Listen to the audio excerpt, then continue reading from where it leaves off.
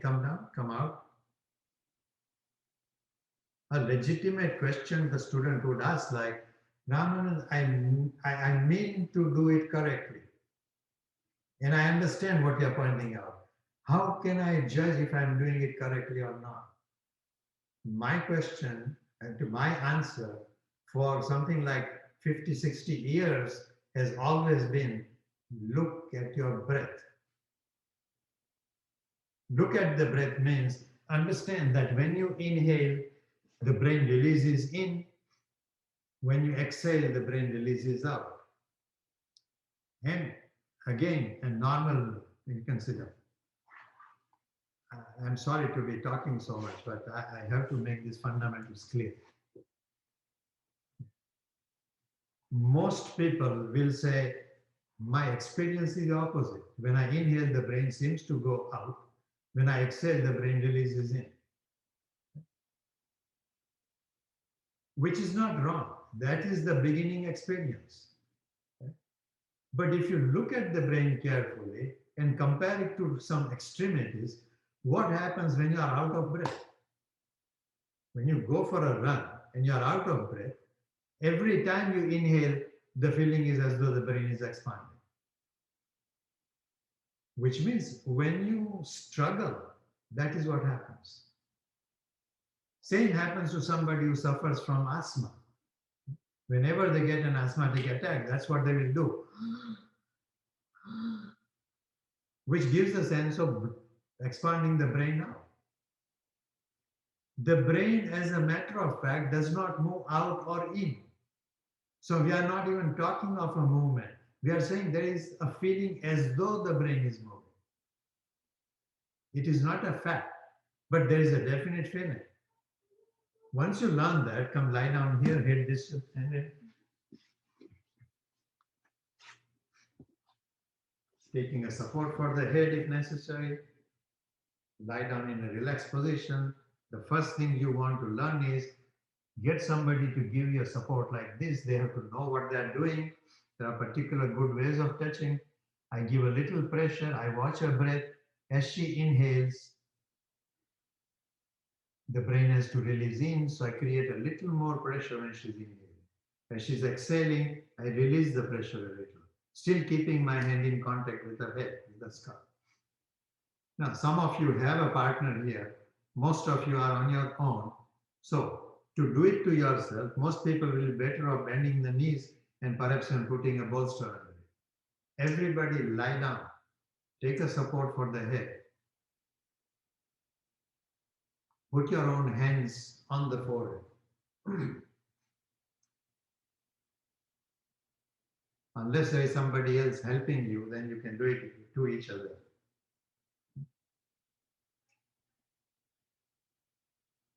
But make it, if you will, in the beginning, even artificial. See that when you are inhaling, encourage the brain to release away from your hands. When you are exhaling, let the brain rest into your hands, and not just when you are touching with your hands, but even on the side of the head and at the back of the head. Everywhere in the head, create that sensation. On inhalation, release the brain in. On exhalation, release the brain out.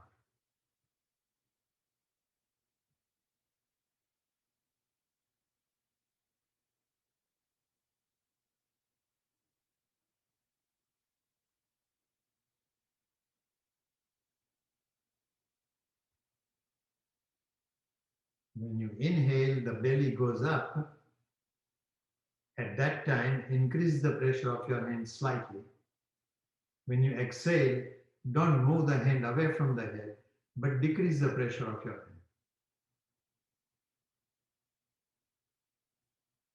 hand. And release.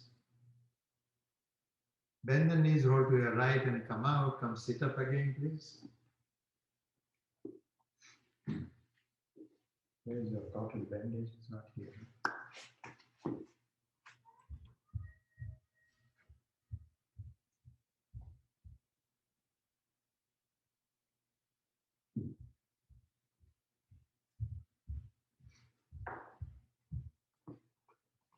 Come sit on the chair. Facing camera.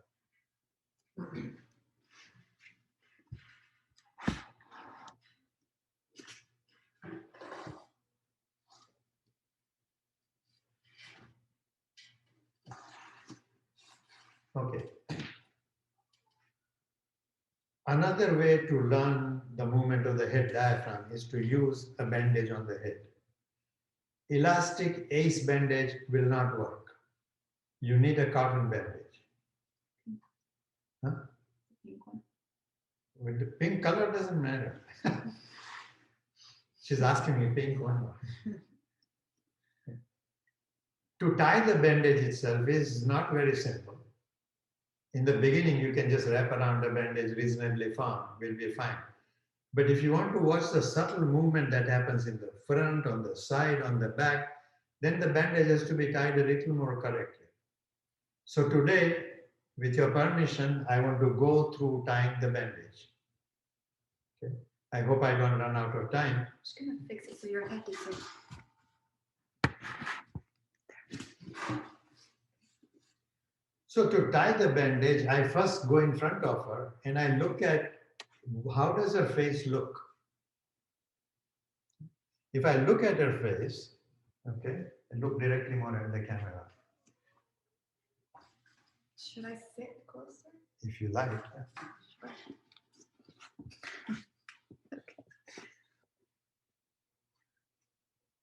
Sure. If I look at her face, I'm looking at her eyes first. I can't look at her eyes, sit at here. Of all the parts of the face, the part that registers tension most is the eyes. That sense organ registers the tension better than any other part of the face. But if I look at her face, now some of you ladies, please, be particularly careful with this. I'm not pointing out any kind of defect on the face. Everybody has differences. So don't get concerned about, that I comment on your beauty or something. Yeah. So if I look at her eyes, I find this eye is closed, this is more open. So there is more tension on that side. Then I look at the head and I find this forehead here also registers the same thing. More tension on this side, less on this side. If she's able to sense it, I can guarantee that there is more pressure or compression on this ear than on this other ear. One has to sensitively be able to see all this. Okay, the root of the tongue also, although I can't see her tongue, the root of the tongue is resting more heavily on this side, not as heavily on this side. So there is tension in the face. Everybody has it, whether you notice or not. So once I find that the tension generally is on her right side, when I tie the bandage, I want to move this skin to the right a little more actively by the way I tie. So this is the way I will begin. Okay, and then if there are problems with the eyes and so on, I might change that. I go behind her, under the skull.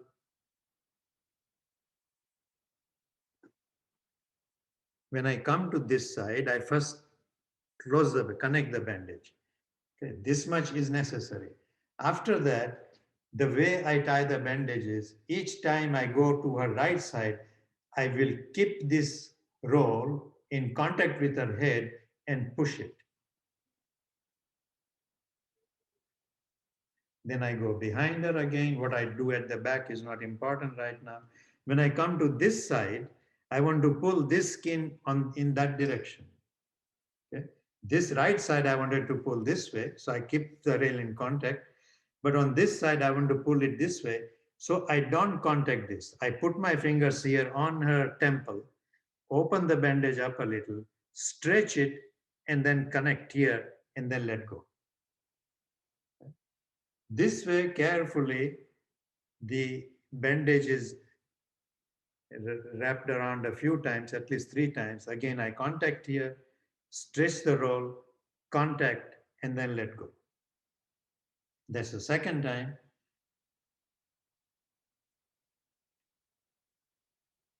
And the third time, the same thing. support the temple, stretch the bandage here and let go.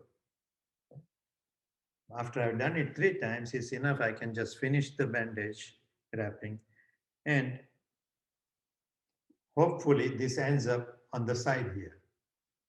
If it ends up at the back, you're going to find it difficult because when you lie down, you can't, there's a knot behind. But fortunately, this is here, you can do this. I've seen some people use a pin to do that. I would not use any metal like that. All right.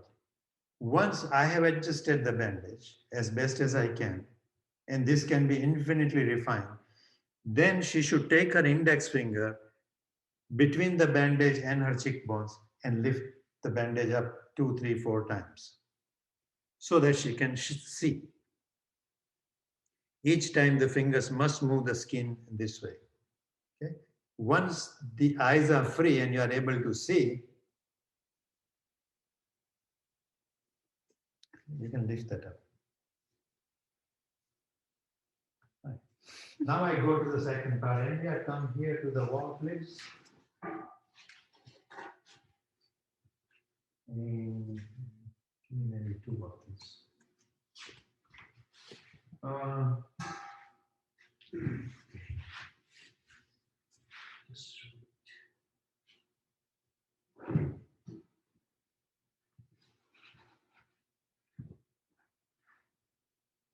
I'm doing engineering now. So give me this block, please. Lie down here, lay here.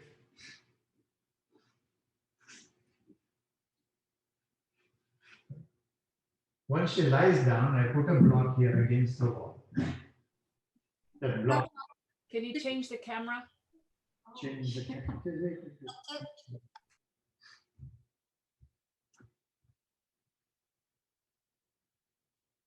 Okay, can you see her? Yes.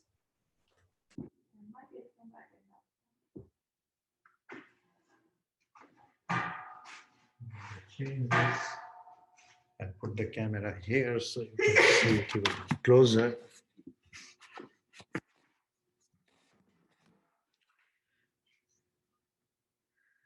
Okay, is that better? Yes. Thank you. All right.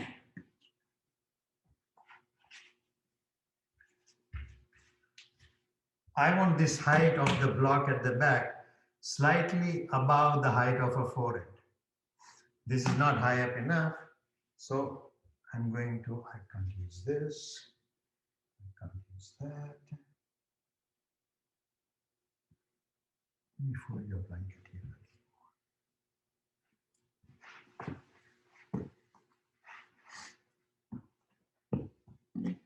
Okay, go ahead and lie down.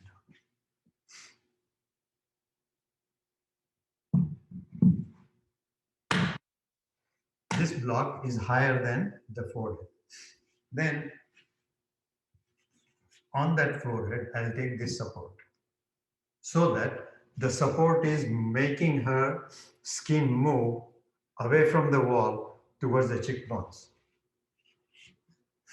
Now, I've seen my teacher, Mr. Iyengar, use as much as 50 pounds on here, a metal weight, 50-pound heavy. Don't go that far. 10 pounds is enough. Learn to release the skin this way. And on here, if I don't have a weight, I'll put a plank like this. On here, I can put sandbags. I've seen one instance, thank God, only one, where somebody put a weight like this on someone, walked away from it, and the weight dropped right onto the nose, broke the nose. So you have to be very careful how you do this. The adjustment is so that I want downward pressure on the brain, on the forehead, and slight movement away from the wall like this. That's the way I would first touch her when she was lying down and I was using my hands to help her. That kind of pressure, that kind of adjustment, it works amazing on high blood pressure and variety of other problems. It's a very therapeutic position to be in. But at least it will teach you what it means to release the brain in on inhalation, out on exhalation. All right. Andrea, you can come out.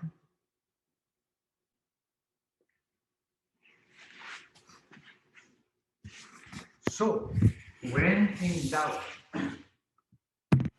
about any pose, whether you are doing it correctly or not, if a teacher is not there to help you, or if you don't trust your teacher so much, you can always go back to your breath. It's okay. When I do this, how does my breath feel? Now, certainly in a back bend, you're going to feel less of that movement. In a forward bend, you might feel more of this movement, but the direction will still be the same. Any posture, suppose you are asking me to do a strong standing pose. I watch the same movement. In my own practice, if I'm practicing standing poses, I don't go by a watch. No? I have total time of couple of hours to stand and do it. So I watch my head diaphragm. Some days I can hold the posture longer. Some days I can't hold it longer because of whatever else has happened. I would not ask an average person to begin that way. Most people are beginning yoga. You should time yourself. 1 minute of Trikonasana on one side, 1 minute on the other side. Slowly increase it, maybe to 3 minutes. In the meantime, repeatedly looking at this diaphragm, get in touch with this movement. That you can then apply to every other pose. You can also apply when you are having a fight with a spouse. Remove this where we tuck it in, that part first. Can you take that out? Okay. Then look slightly down. Don't look forward. Slightly down and very slowly begin to take the bandage off. And as you take the bandage off, you will notice variety of signals coming from the head. So what I say is go ahead and remove the bandage little by little. Particularly last couple of wrapping that you remove, you will feel a different sensation. I would stop in between if necessary to feel it. And slowly remove the whole bandage.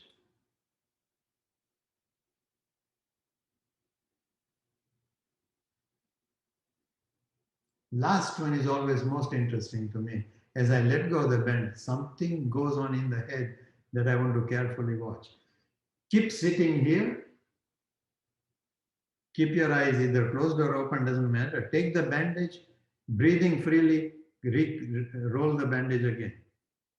This gives you time to keep watching what is happening in the head. Don't hold your breath as you wrap the bandage, breathe. Again, see if you can sense on inhalation, brain releases in, exhalation, the brain releases out.